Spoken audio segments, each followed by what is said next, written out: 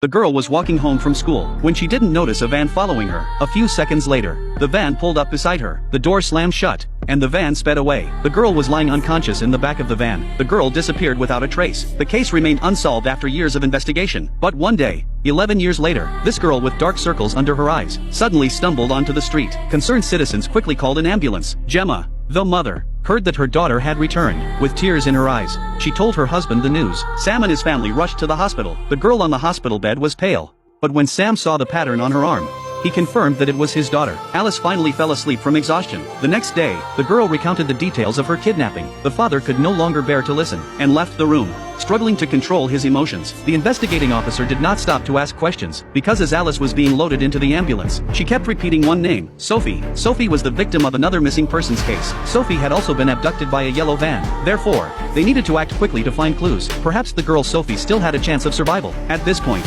Alice looked distressed. She did indeed know Sophie, since Sophie was too stubborn to comply. The kidnappers treated her very badly. When Alice escaped, she wanted to take her with her, but she was too weak to walk. The couple thought nothing worse could happen.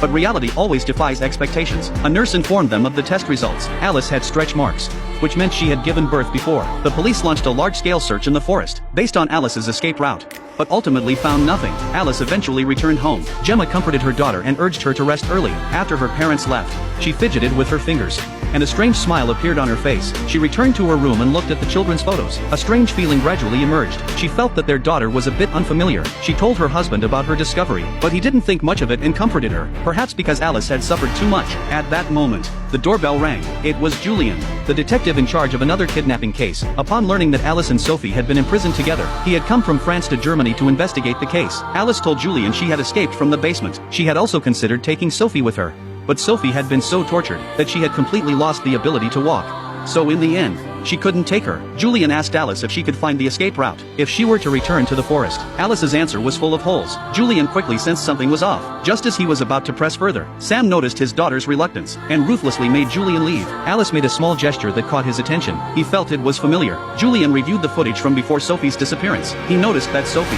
under stress, made the same small gesture as Alice. Perhaps Alice was not the real Alice, but Sophie, who had been missing for years, just as he was at his wit's end.